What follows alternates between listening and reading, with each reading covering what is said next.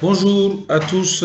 Excusez-nous, on a voulu un tout petit peu attendre pour pouvoir permettre au maximum de participants de se connecter. Mais on peut démarrer. Encore une fois, merci d'être présent à ce webinaire organisé par le groupe Impact 6 afin de pouvoir vous présenter l'opportunité du Diaspora Bond de la BHS 625 2019-2024. Parfait. Donc apparemment, je pense que c'est plus ou moins OK pour tout le monde. On peut commencer. Encore une fois, merci pour la présence. On va essayer de faire cette présentation. On va vous présenter le sommaire. On essaiera que la présentation se déroule tout le webinaire sur environ un peu moins d'une heure, 60 minutes. Mais on voudra réserver à peu près 30 minutes pour la présentation maximum, pour laisser le plus de temps à vos questions et pouvoir interagir, répondre et également apporter des clarifications. Donc le sommaire aujourd'hui, rapidement, on va survoler, mais on va vous présenter rapidement le groupe Impact 6 en quelques mots, juste pour que vous compreniez un peu ce que nous faisons et ce type d'opération. Le deuxième point et le plus important, c'est d'abord la présentation de l'opération, qui sera déclinée sur un premier rappel pour un peu les moins financiers d'entre nous pour bien comprendre ce type de produit, les caractéristiques après de l'opération et également ce qu'on pourrait appeler pourquoi investir dans ces diaspora bonds qui sont les attraits de l'investissement, qui sera la section 3, et par la suite la partie comment souscrire. Il faut juste noter que dans la présentation de l'opération, on va couvrir un des points qui a été demandé par beaucoup, c'est-à-dire les frais liés à la souscription à l'opération. Donc le point 4, la section 4 sera comment souscrire. Et après, il y a une foire aux questions pour un peu répondre à certaines questions qu'on a eu à recevoir de certains prospects potentiels. Mais également, on pourra enchaîner et prendre par la suite vos questions. Donc, sans plus tarder, rapidement, le groupe Impact 6, je vais aller rapidement. Donc, c'est un groupe qui est aujourd'hui un groupe financier actif sur 3 types de métiers. Donc, comme vous le voyez, donc, repose sur 3 caractéristiques. Une équipe chevronnée de banquiers d'affaires qui ont une expérience internationale. 3 lignes de métier qu'on va vous présenter rapidement et également une connaissance approfondie dans tout ce qui est secteur financier. Je pense qu'on a parlé du sommaire. La présentation rapidement donc d'Impact 6, comme je vous disais, c'est 3 branches de métier. Impact 6 Capital qui est un peu la partie de banque d'affaires, donc qui fait les opérations classiques de M&A, de conseil stratégique, d'opérations de haut bilan et d'ingénierie. Impact 6 Securities qui a la partie de marché financier, donc d'intervention, tout ce qui est opération de sales and trading et gestion d'actifs, et la partie Taïsir qui est un peu la partie capital investissement. Donc comme je disais, ça repose sur 3 types de métiers, mais qui sont focus sur un schéma de clientèle. La banque d'affaires, l'accès au marché financier par le courtage, l'intermédiation, la gestion d'actifs et le capital investissement. Et tout ça pour servir des clients qui sont soit des émetteurs, donc des demandeurs de capitaux, que ce soit les gouvernements, les entreprises, ou également des investisseurs qui sont des investisseurs institutionnels, ou également des particuliers comme vous et moi, ou également même des sociétés de gestion également de fonds communs de placement. Tout ceci pour offrir une offre one-stop shop pour permettre à ses clients d'avoir l'ensemble des choses et également tous les bienfaits entre guillemets croisés de ces différents métiers. Aujourd'hui, l'opération dont on parle par exemple, le Diaspora Bond, c'est une opération qui est croisée entre 2 départements, le département CIB et le département Sales and Trading, parce qu'il y a une partie où Impact 6 est co-arrangeur de l'opération, donc qui est plus sur la structuration, et co-chef de file du placement qui est plus sur la partie des sales. Ceci étant dit, cette première slide, on l'avait vu, on peut aller dans le vif du sujet. Donc rapidement, ça, ce sont quelques-unes des références qu'on a eu à faire sur le marché régional. Impact 6 est basé à Dakar, mais couvre l'Afrique de l'Ouest et l'Afrique centrale, même s'il y a un plus grand focus sur la partie Afrique de l'Ouest, notamment la partie de la zone UEMOA. Donc là, c'est quelques-unes de nos références sur des opérations de haut bilan, de corporate finance. Vous avez également des opérations sur le marché financier régional, qui est un marché commun aux 8 pays de la zone UEMOA, basé à Abidjan. Voilà. Maintenant, nous allons passer à la présentation des Diaspora Bonds. L'opération est dénommée Diaspora Bond BHS 625 2019-2024. Mais on commencera par quelques rappels préliminaires rapides. Il faut d'abord comprendre qu'aujourd'hui, cette opération, quel est vraiment l'objectif visé par cette émission? J'avais pensé que ça aurait été important quand même de rappeler un petit contexte là-dessus, afin que l'on puisse comprendre un peu tout le décor macro de l'opération, mais également les objectifs. Aujourd'hui, au niveau de la diaspora est un pourvoyeur significatif de capitaux dans la région, devant même l'aide publique au développement. On sait tous que l'Afrique aujourd'hui est la dernière frontière en termes d'investissement, reconnue que ce soit par des investisseurs internationaux institutionnels, que des pays. L'ensemble des acteurs veulent investir ici. Et la problématique qu'on se demandait, c'est également, il y a un besoin important de financement qu'il faut aller chercher, en tout cas, et qu'il faut trouver. Comme nous le savons tous, la finance dans le capitalisme tel qu'il est, ceux qui financent également tirent plus profit de cette croissance. Et c'est là où l'objectif a été de dire, il faut essayer de trouver, et ça c'est déjà au niveau du Conseil des ministres de la zone UEMOA, qui est une instance assez supranationale, de voir comment permettre un financement plus endogène du développement de nos économies. Quand je dis de nos économies, donc la réflexion dépassée d'abord le Sénégal, donc de toute la zone UEMOA, et également comment permettre aux Africains que nous sommes, mais également plus à cette diaspora qui pourvoit quand même de manière significative des capitaux, d'être un acteur de ce financement et d'en tirer profit. Et c'est de là que la BHS est sortie comme le candidat le plus adéquat pour porter ce projet, parce qu'ils en avaient l'historique, ils en avaient la carrure, ils en avaient les besoins, et ils en avaient également le réseau. Et ça, on le verra tout à l'heure. D'où est venue cette opération? Donc, qui est un projet pilote, qui est un projet qui constitue la première émission d'un Diaspora Bond en Afrique francophone, qui constitue également la première émission mondiale même d'un Diaspora Bond portée par une société. C'est vrai qu'il y en a eu par le passé, le Nigeria, l'Éthiopie, Israël, l'Inde, mais l'ensemble de ces émissions étaient portées par des États. Donc, c'est la première fois qu'une société émet un Diaspora Bond et porte ça. La deuxième chose qui en découle plutôt, c'est l'allocation prioritaire. L'objectif, d'abord, dans cette opération, c'est de donner la part belle à la diaspora.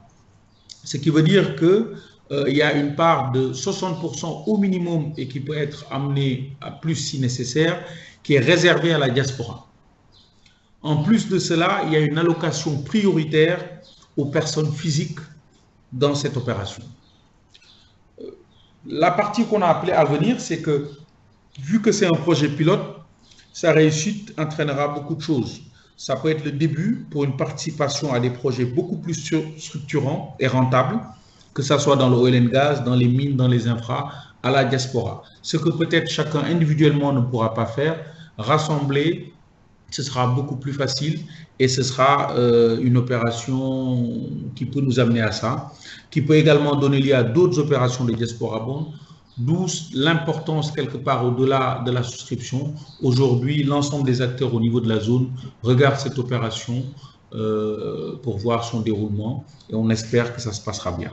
Bon, après avoir fait cette petite introduction un peu macro, disons, il y a une vue d'ensemble rapidement, on va essayer d'aller vite, c'est pour un peu les moins financiers d'entre nous, pour pouvoir bien comparer ce qu'on compare.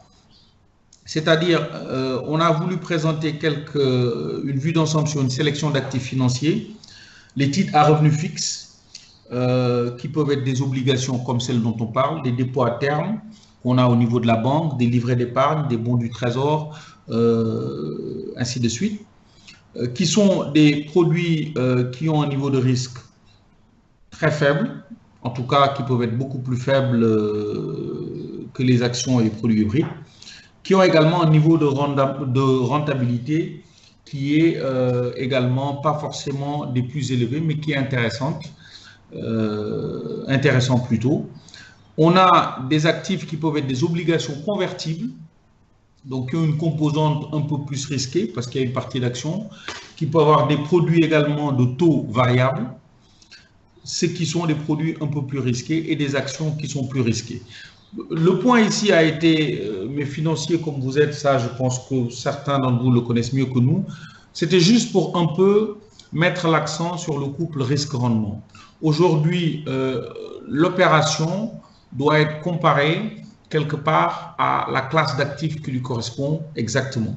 Donc, le taux doit être un peu apprécié en fonction de ces éléments et c'est ce qu'on va essayer de montrer. Rapidement, la différence entre les obligations et les actions. L'obligation en statut d'investisseur, on est prêteur, donc on prête à l'émetteur.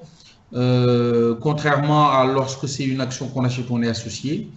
C'est un titre de créance dans le cas d'une obligation, alors qu'on est propriétaire dans le cas d'une action, donc on fait partie du business. Lorsque c'est des obligations, on est rémunéré par des intérêts.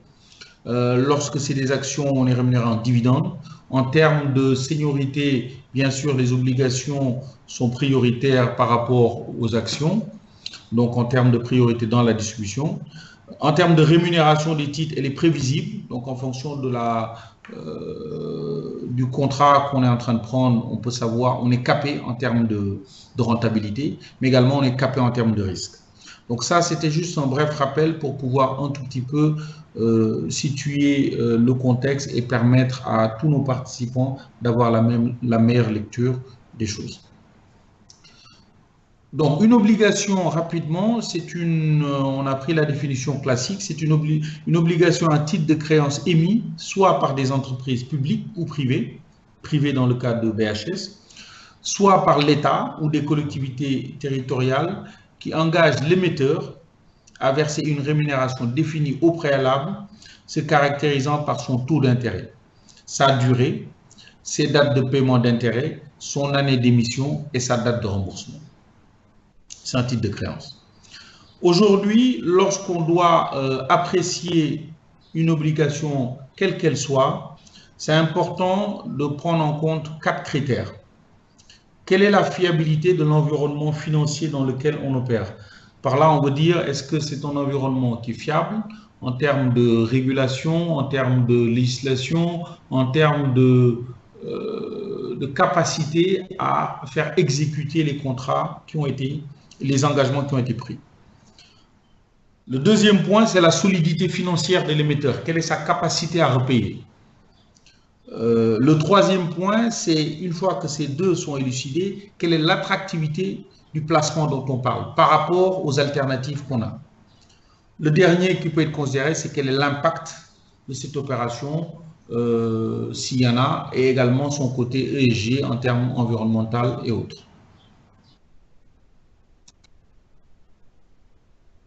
Ces 4 critères, c'est important parce qu'on va revenir là-dessus. Pourquoi on insiste? Parce que quelqu'un qui peut être basé dans une autre juridiction, si on lui présente un produit, même s'il est attractif et que le système dans lequel on évolue est un système qui n'est pas fiable ou les engagements peuvent ne pas être tenus sans qu'il y ait de conséquences, quelle que soit la rentabilité, ça n'aura pas beaucoup d'intérêt. C'est la même chose également si le cadre est parfait, alors que l'entité qui opère ou qui demande une émission n'a pas la capacité à se repayer, on prend un risque parce que c'est un titre de créance. Également, si ces 2 points sont existants, au même risque, avec les mêmes conditions, tout investisseur doit regarder la meilleure rentabilité. D'où c'est un critère aussi important. Et la troisième chose, c'est important de voir dans quel secteur, quelle est l'utilisation de ces fonds, c'est important pour certains investisseurs. Mais deuxièmement également, de voir quel impact on peut avoir dans le cas où c'est possible et prévisible. Et on verra également comment cette opération s'inscrit par rapport à ces 4 critères. Donc, On rentre dans le vif du sujet qui est la présentation de l'opération. Donc, c'est un diaspora bond, donc c'est une obligation. On a un peu parlé de ce qui était une obligation. L'émetteur, c'est la BHS, qui est la Banque de l'Habitat du Sénégal. Le montant émis, le total de l'émission est un montant de 20 milliards, environ 30 millions d'euros, qui peut aller jusqu'à 30 milliards, 45, 46 millions d'euros. Ça veut dire quoi? Ça veut dire que si la souscription dépasse 20 milliards, ils ont la capacité de continuer à prendre des souscriptions, mais le maximum autorisé par l'opération, c'est 30 milliards.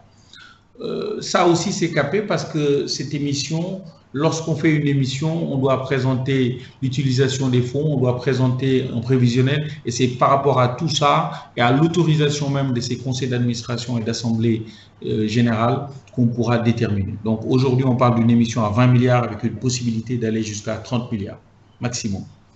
Le coupon qui est servi est un coupon de 6,25% par an, payé sur une base semestrielle. La durée est une durée de 5 ans, d'où l'appellation BHS 625 2019-2024. Il y a un différé de 2 ans sur le remboursement du capital, mais on le verra tout à l'heure sur le tableau d'amortissement. Donc, ce qui veut dire qu'à partir de la souscription, dès le semestre qui suit, on commence à payer les intérêts. Et après avoir payé 4 échéances d'intérêts, on commence à amortir le reste du capital plus les intérêts sur les 3 ans qui suivent. La devise d'émission, c'est le franc CFA. On verra aussi l'intérêt que ça peut avoir parce qu'il y a une parité avec l'euro, donc qui peut être intéressant pour certains investisseurs qui ont des positions en euros. L'amortissement, j'en ai parlé, c'est semestriel. Le paiement des intérêts aussi est semestriel. L'utilisation des fonds, c'est pour le financement de l'habitat, notamment au Sénégal. On en parlera en présentation de l'émetteur. Un autre point dans l'attractivité qui est important, c'est la possibilité d'une liquidité de l'opération. Ça veut dire qu'aujourd'hui, lorsque le titre sera émis après l'opération, dans les 3 mois qui suivent, le titre sera admis en négociation au niveau de la bourse, ce qui veut dire que le titre pourra être échangé. Ça veut dire que un investisseur qui a son placement sur 5 ans, peut au bout de, je ne sais pas, 6 mois, 1 an, s'il le souhaite, passer son ordre en bourse pour céder ses titres, s'il avait un besoin. Donc, je pense que c'est un critère aussi qui est important, qui est la liquidité. L'autre point, c'est les titres seront des titres dématérialisés qui seront inscrits au niveau du dépositaire central, commun à toute la région UEMOA, et inscrits et tenus par des SGI. Mais ça, on rentrera dans ce détail qui est un peu technique lorsqu'on parlera un peu de la fiabilité du système. En termes de fiscalité, ce qui est très important aussi, parce qu'aujourd'hui, une opération, il faut voir ce côté et l'impact que ça a sur le rendement net. La fiscalité, pour les investisseurs qui sont résidents au Sénégal ou qui, en tout cas, gardent leurs investissements au Sénégal, la fiscalité, elle est de 0%. Donc, c'est totalement défiscalisé. Lorsqu'on parle de 6,25, c'est 6,25 net de tout impôt. Les frais liés à l'opération, ça aussi, c'est important d'en parler. Les frais à la souscription sont de 0%. Il n'y a pas de frais. Il n'y a pas de frais d'entrée, il n'y a pas de frais de sortie, il n'y a pas d'autres frais liés à la souscription de l'opération. Donc ça, je pense aussi que c'était important et c'était une des questions que les gens se posaient. Je donne un exemple. Si aujourd'hui je souscris pour un montant de 1 million de francs CFA, j'ai également l'équivalent de 1 million en placement. On ne peut pas me prendre une commission au passage pour avoir souscrit ça. La valeur unitaire des titres est une valeur unitaire de 10 000 francs, ce qui veut dire qu'on peut prendre des multiples de parts à partir de 10 000. Si je souscris pour 100 000 francs CFA, j'ai 10 titres de 10 000, ainsi de suite, ainsi de suite. Rapidement, la présentation de l'émetteur, toujours sur les caractéristiques. La Banque de l'Habitat du Sénégal, comme vous le savez tous, c'est un acteur qui existe depuis 1980.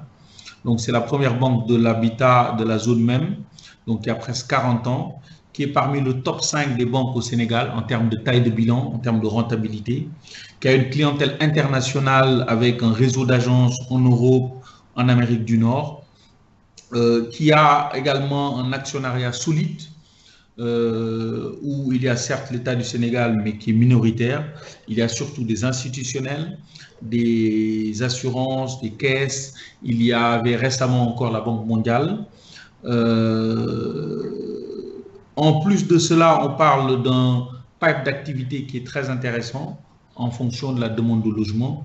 Donc, quelque part, un émetteur très connu, qui a une existence, qui a un bon schéma de gouvernance avec l'ensemble des contrôles idoines ou qui se font en tout cas dans le secteur bancaire et qui en fait un émetteur vraiment de référence au niveau de la place de Dakar et de la zone de l'UEMOA. Le tableau d'amortissement, donc c'est un peu une explication des points dont j'avais fait mention. Si vous voyez les 2 premières années, il n'y a pas d'amortissement, donc de remboursement du capital. Il y a juste le paiement des intérêts. Donc, c'est fait sur une simulation sur la base des 20 milliards. Ce qui veut dire que dès la fin de la souscription et la date de jouissance, dès le premier semestre, donc il y a le paiement des intérêts, ainsi de suite. Et à partir après la 2e année, l'échéance 5 qui correspond à la première échéance de la 3e année aura une partie qui va être les intérêts et une partie qui va être l'amortissement du capital sur les 6 échéances qui restent. Donc, c'est un peu ce tableau. On pourra vous envoyer un simulateur qui permet à chacun, en introduisant le montant qu'il va investir, d'avoir automatiquement quel sera son tableau d'amortissement. Pourquoi donc investir dans ce Diaspora Bond après avoir présenté ses caractéristiques? On revient sur les critères dont j'avais parlé. La fiabilité de l'environnement. On va regarder comment BHS s'inscrit par rapport à ce critère. La capacité financière de l'émetteur, l'attractivité du placement, l'impact de l'opération. Sur le critère 1, la fiabilité de l'environnement financier, il faut savoir que, et ça on le verra un peu plus ici, il faut savoir que, j'espère que le graphe sort très bien, pour pouvoir faire un emprunt par appel public à l'épargne, il est impératif d'avoir un visa du Conseil régional de l'épargne publique et des marchés financiers de la zone UEMOA. Cette instance découle de la commission de l'UEMOA, donc qui est une instance supranationale et qui instaure ce conseil régional, donc qui couvre les 8 pays de la zone UEMOA, Sénégal, Côte d'Ivoire, Bénin, l'ensemble de ces pays, et est la seule entité autorisée à donner le visa pour une opération. Le but également étant de pouvoir protéger les épargnants. Dans ce système, ce que vous avez vu comme étant le DCBR, dont j'ai parlé de dépositaire central, aujourd'hui, lorsque l'on dit que ces titres seront dématérialisés, ça veut dire que l'ensemble, il y a 2 structures centrales qui sont en bleu, ce qui est là, le DCBR et la BRVM. Le DCBR et la BRVM sont sous l'autorité également du Conseil régional. Le DCBR permet, dans sa partie dépositaire centrale, de pouvoir inscrire ces titres dématérialisés qui feront qu'une fois l'opération finie, chaque investisseur aura un papier qui lui viendra attester des titres qu'il détient. Au-delà de la société de gestion et d'intermédiation par laquelle il est passé, il aura une preuve de sa souscription.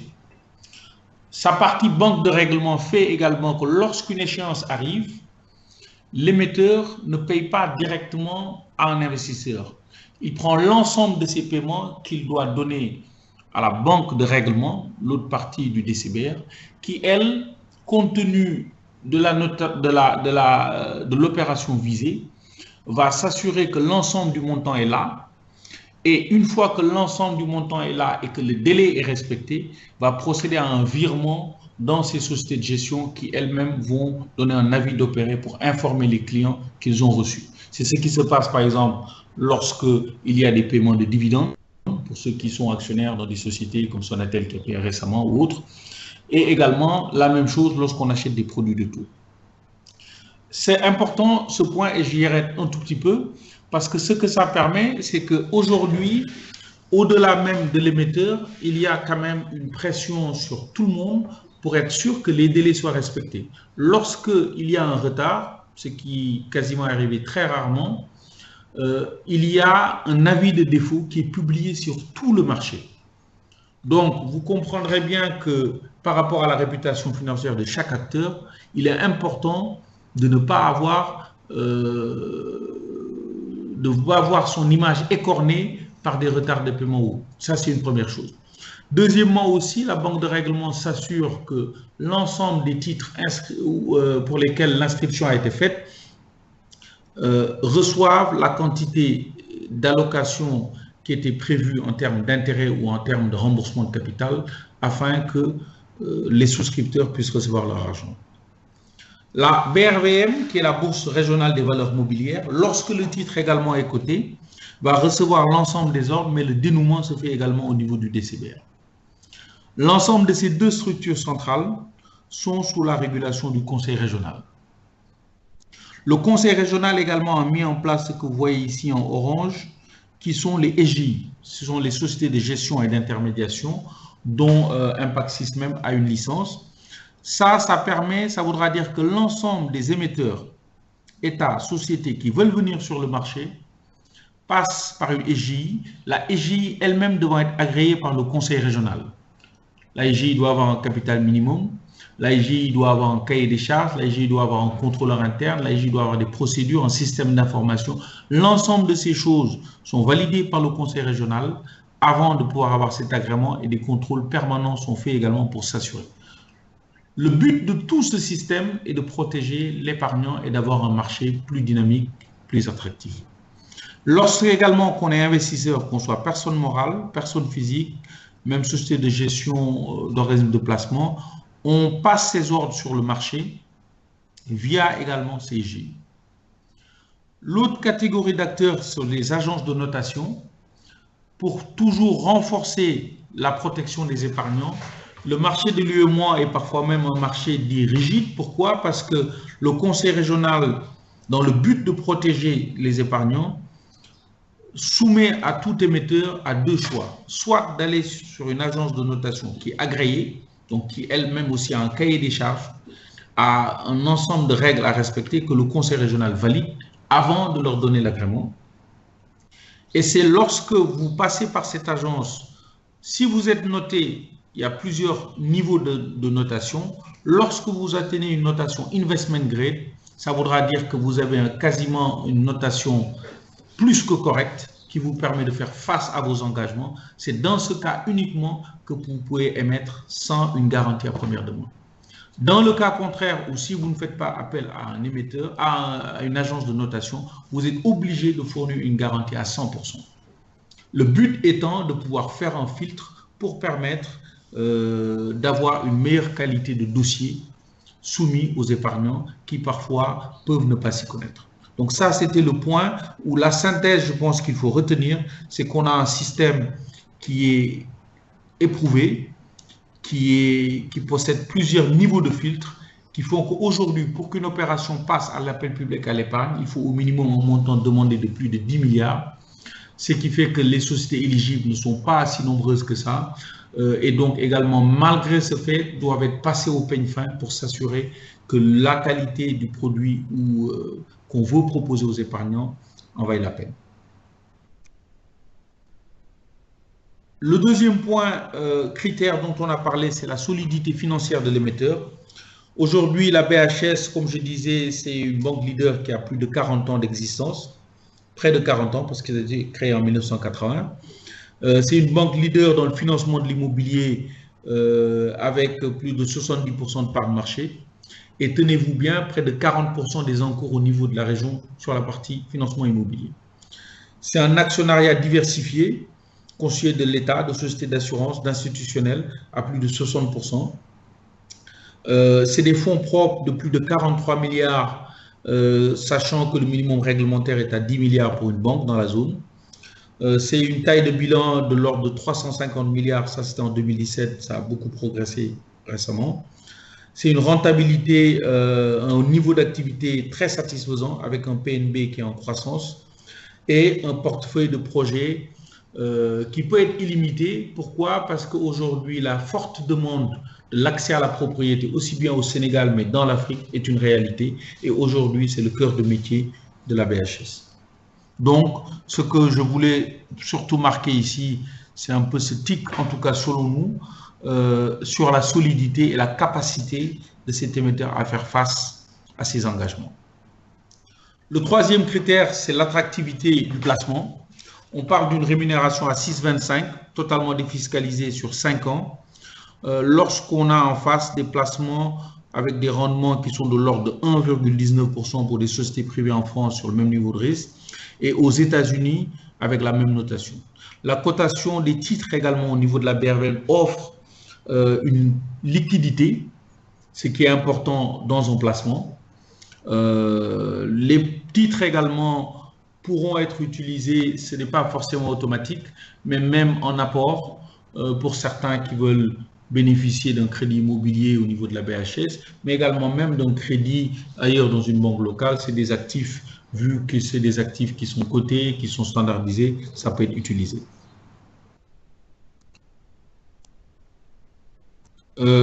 L'attractivité toujours dans le placement. Aujourd'hui, dans les titres à revenus fixes dont on a parlé, vous verrez qu'il y a des obligations, les titres à revenus fixes, les produits hybrides, les actions. Aujourd'hui, le diaspora bond est à 6,25. Lorsqu'on parle des produits de la zone, on a des dépôts à terme. Et dépôts à terme, pour pouvoir le faire et avoir certains niveaux de rémunération, il faut avoir des montants conséquents, mais qui ne seront autour de 4%, à moins que vous ayez des montants encore beaucoup plus conséquents. On a, lorsqu'on prend des produits financiers, on a pris un peu le cas de la France par hasard, mais parce qu'on peut l'extrapoler, je pense, à d'autres pays européens et de l'Amérique du Nord, où on parle pour les mêmes emprunts obligataires des taux de 3,29, des plans d'épargne qui sont autour de 1%, des livrets A qui est à moins d'1%, les OAT, si c'est de l'État, qui est à moins de 0,5%. Lorsqu'on parle même des revenus aujourd'hui, actions sur la partie même du CAC 40, on est à moins de 4%. C'est vrai, c'est des marchés plus matures. Mais ce que je veux dire par là, c'est qu'aujourd'hui, l'attractivité en termes de différentiel de taux pour un même niveau de risque, pour une devise où quasiment il n'y a pas de risque de change, est assez important et ça vient renforcer l'attractivité de ce placement. L'impact de l'opération, bon, l'utilisation des fonds, c'est pour le développement des logements. Bon, on a mis sociaux, mais plus en général l'accès à la propriété. C'est pas forcément que du social, mais ça permet de faire face à des projets urbains tels que Diamniadio, le Lac Rose, mais également de surtout permettre à des primo-accédants et même des acquéreurs immobiliers de pouvoir se financer et venir un peu renflouer ce gap, en tout cas tenter de répondre à ce gap de logement et à cette demande croissante de l'accès à la propriété. C'est également en termes d'impact l'opportunité à tout un chacun aujourd'hui de pouvoir apporter sa pierre à l'édifice, de pouvoir avoir un investissement qui a un impact parce qu'on voit qu'on est en train de financer nos économies. Comme je le disais tout à l'heure, aujourd'hui on commence par la BHS sur l'immobilier. Si cette opération réussit, rien n'empêche que demain, dans des produits beaucoup plus structurants, qu'on puisse réserver une part à la diaspora, parce qu'on verra qu'au-delà des capitaux qu'on envoie pour des dépenses de consommation et autres, on peut également faire partie de ceux qui financent nos économies et également pouvoir en tirer profit. Si on n'avait pas fait une émission pareille, si on avait fait une émission peut-être avec des institutions internationales hors zone, peut-être qu'on aurait eu le même montant, mais l'ensemble de ces intérêts dont j'ai parlé seront reversés à l'étranger, à d'autres investisseurs, qui seront en réalité les intérêts payés par vous et moi, qui sommes en réalité les bénéficiaires in fine de ces crédits. Donc, c'est un peu la partie de l'impact. Aujourd'hui, lorsqu'on voit la taille des envois de la diaspora, on parle de montants de près de moins de 30 000 milliards globalement. Le Sénégal avec un peu plus de 1200 milliards. Et aujourd'hui, on parle d'une demande sur 20 milliards, mais donc qui est plus une phase test. c'est bien sûr l'ensemble des demandes ne peut pas être transférées en investissement parce qu'il y a une allocation qui est faite sur des besoins également de première nécessité, mais c'est mettre le pied à l'étrier à nous autres Africains, à la diaspora en particulier, pour pouvoir préparer l'ensemble de ces choses, constituer un portefeuille financier, financer l'économie, mais au-delà de l'impact aussi, faire un investissement qui fasse sens et qui soit également attractif et rentable. Voilà. Donc, on va passer à la partie de comment souscrire, qui je pense aussi a été une question assez importante. Juste avant de rentrer dans cette partie, je reviens, si vous permettez, rapidement sur cette slide qui présente le marché. Et ça, je vais vous décrire pourquoi. Aujourd'hui, pour garantir cette fiabilité des systèmes, les émetteurs, dans le cas de la BHS, a été obligé de passer par une EGI, donc qui a été un consortium qui a arrangé cette opération, dont fait partie Impaxis. Ce consortium a porté ce dossier, donc a eu une partie arrangement d'abord, qui est l'analyse, la structuration du dossier. Ils ont eu affaire à demander une notation qui a été produite par l'agence Wara. Le résultat de l'agence a été une notation investment grade, qui leur montre une qualité de signature équivalente à celle de la BOAD, qui est là quand même la Banque Ouest-Africaine de Développement, ce qui a permis de pouvoir émettre avec les conditions qui ont été les leurs. Lorsque aujourd'hui on fait une émission, les investisseurs qui sont de ce côté aussi sont obligés de pouvoir passer par des EGI, dans le but de les protéger d'abord, pour s'assurer que toutes les procédures anti-blanchiment, les gens qui ouvrent des comptes, c'est des gens, il n'y a pas de problématique de blanchiment, avoir une liste, un moyen en tout cas de vérifier l'origine de ces fonds, avoir également la possibilité d'identifier ces investisseurs afin de pouvoir, lorsque ces échanges arrivent, de pouvoir les rembourser. Et l'ensemble de ces choses, c'est important de comprendre ces 4 acteurs que sont le CREPMF, les EGI, les agences de notation, le DCBR, la BRVM. Donc, je reviens à la partie comment souscrire. Donc, comment souscrire? Ce qu'il faut d'abord retenir, c'est que la souscription, elle est simple, elle est rapide. On vous montrera le bulletin. On a donné la partie où on peut télécharger l'ensemble de la documentation. Une fois que le bulletin il est signé, c'est important d'avoir un compte titre, l'ouverture d'un compte titre, parce que ça permet, une fois que les titres dématérialisés doivent être conservés, que vous ayez un portefeuille titre que vous pouvez consulter à distance, mais qui vont réceptionner ces titres. Il faut la mise à disposition des fonds à hauteur du montant de la souscription. Le but est que pour qu'une souscription soit effective, il faut que le montant puisse être disponible. Ce n'est pas une allocation à découvert.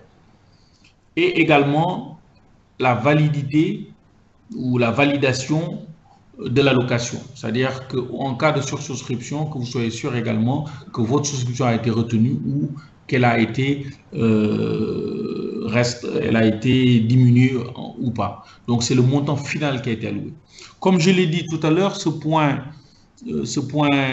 3, qui devait même être le point 4, ce point 3 de validation ne se pose pas ici. Pourquoi?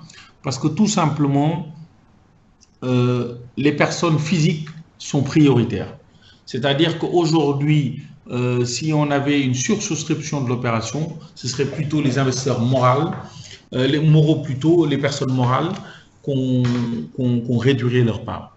Donc, il faut retenir 3 critères.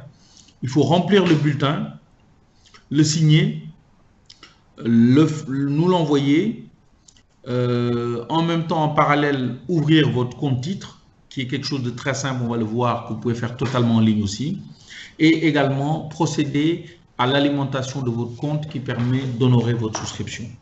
L'ensemble de tout ceci peut se faire en ligne, on le verra. Il y a encore un rappel de la documentation de l'opération, mais que normalement vous avez reçu dans les mails d'invitation, qui, en téléchargeant, vous montrez un onglet pour accéder à la note d'information validée par le conseil régional. L'ensemble des opérations validées par le conseil régional, vous verrez que dans la note et dans tous les supports, il y a une partie où il y a un numéro de visa.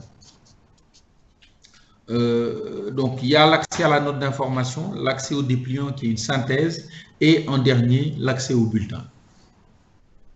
Aujourd'hui, une souscription pour un client qui est déjà un client Impact 6, on peut revenir rapidement là-dessus, mais c'est assez simple, ils ont l'habitude. Donc, c'est télécharger de là où vous êtes le bulletin, le remplir, le signer et nous l'envoyer. On va voir les différentes rubriques rapidement, comme ça pourra permettre à chacun de voir comment ça fonctionne. Si votre compte espèce est déjà approvisionné, c'est juste vous envoyer un mail avec votre bulletin en demandant à votre chargé de clientèle de débiter votre compte espèce qui est le pendant de votre compte titre ouvert chez Impact 6 afin de pouvoir honorer votre souscription. Si ce n'est pas le cas également, vous pouvez procéder à un virement bancaire sur le compte de la SGI qui permet d'alimenter votre compte espèce. Si c'est quelqu'un qui est présent ici, qui a un compte ici, il peut faire déposer un chèque, mais dans ce cas, c'est plutôt le chèque d'une banque locale. Certains aussi peuvent faire des dépôts d'espèces, mais dans le cas des dépôts d'espèces, pour les raisons que vous connaissez, on essaie de limiter ça au maximum à 5 millions et d'essayer que ça soit le plus rare possible. C'est toujours beaucoup plus facile de le faire par des virements bancaires et c'est encore mieux. La validation de l'allocation, c'est la troisième étape, mais ça, dans le cas des personnes physiques, elle ne se pose pas.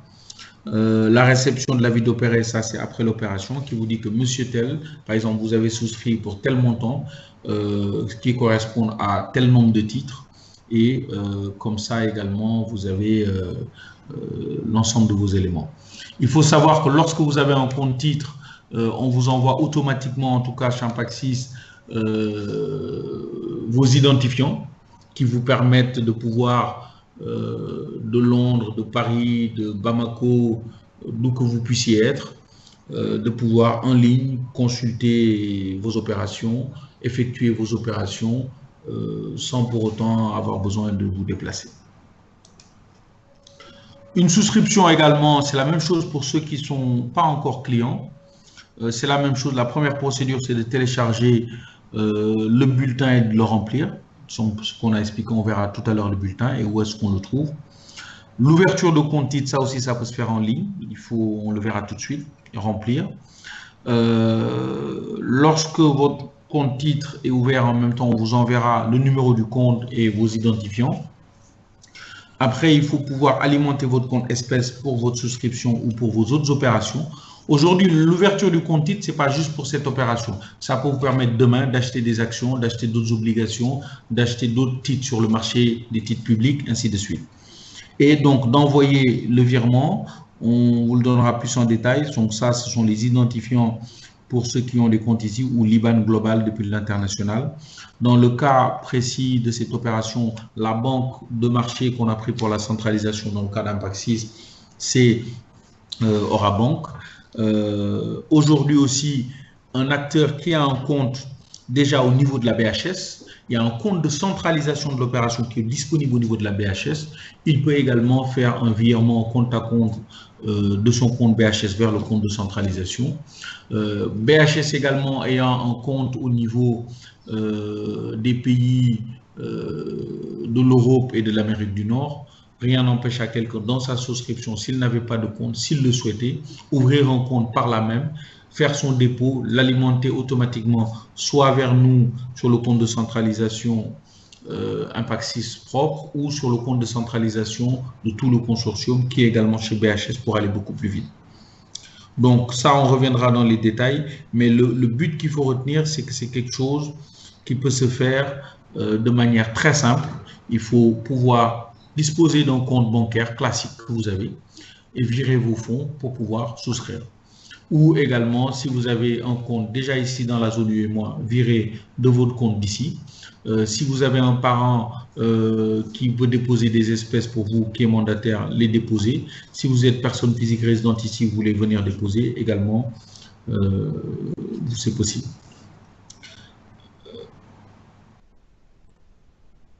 Donc, rapidement, ici, vous voyez un peu ça, c'est le site d'Impact 6. Donc, ça traite un peu de la procédure d'ouverture de compte. Donc, vous voyez ici dans l'icône comment on montre là où il faut cliquer pour ouvrir le compte, le formulaire qu'il faut remplir.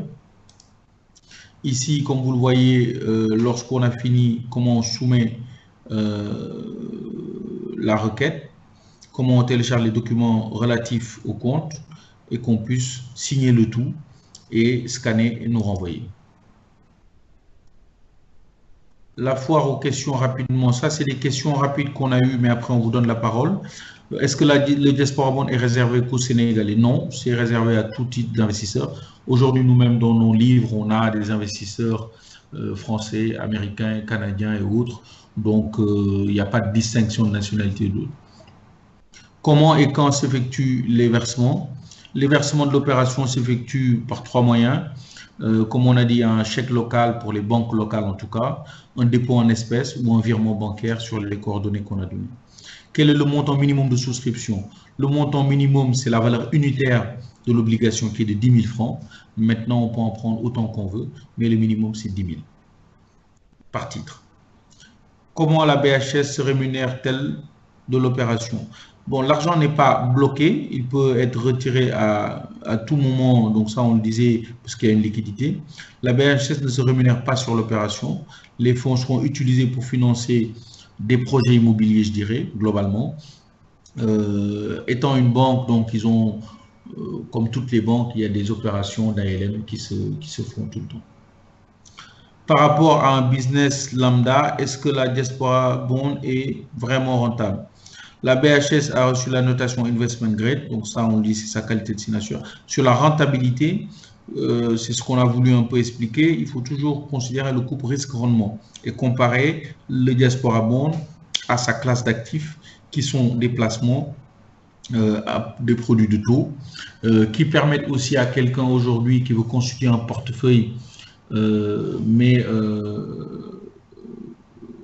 qui est je vois madame, une personne connectée qui dit qu'elle n'entend pas. Je ne sais pas si c'est le cas de tout le monde. S'il y en a d'autres qui n'entendent pas, qu'ils puissent le signaler, mais je pense que jusqu'ici, je pensais que ça passait.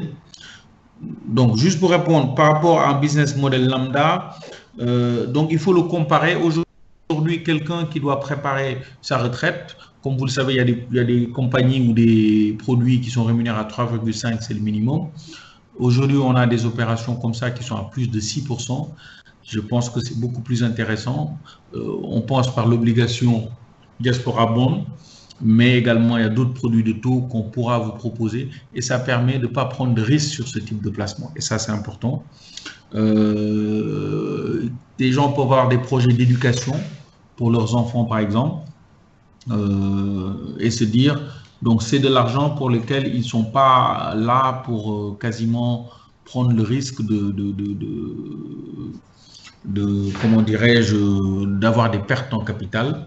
Donc, c'est des meilleurs placements par rapport à ce qu'il aurait pu avoir dans un placement, dans un compte d'épargne, dans un placement même de type DAT, dépôt à terme et autres, ou également le différentiel de taux qu'il peut gagner sur les mêmes classes d'actifs aujourd'hui en Europe aux États-Unis.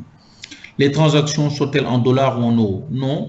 L'opération, comme on a précisé, en CFA, la devise d'émission en CFA, on souscrit en CFA, les intérêts sont payés en CFA, le capital est payé en CFA. Maintenant, libre à tout acteur, bien sûr, tout investisseur plutôt, de rapatrier, s'il le souhaite, ses revenus dans le pays de son choix en nous indiquant le compte bancaire dans lequel il le veut. Il y a certains qui peuvent avoir des dépenses parce qu'ils sont dans la zone UEMOA ou ils ont un compte dans la zone UEMOA, l'utiliser ici en CFA.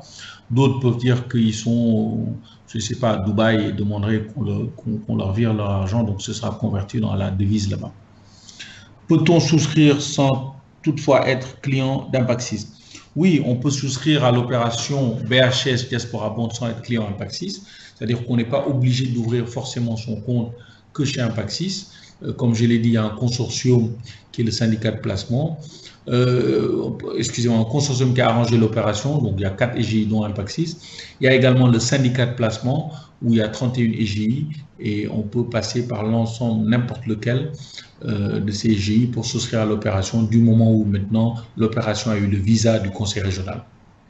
Par contre, on vous recommande et on souhaiterait beaucoup pouvoir travailler avec vous parce que Impact6 essaie de se positionner au-delà de cette opération sur une relation durable, c'est-à-dire de regarder qu'est-ce qu'on peut présenter comme type de produit fiable, intéressant, qui correspond à la philosophie et également au profil d'investisseurs des clients que nous avons. Pour finir, vous pouvez toujours visiter le site d'Impact6 avec le lien. Vous pouvez également visiter le site du consortium avec le lien en dessous.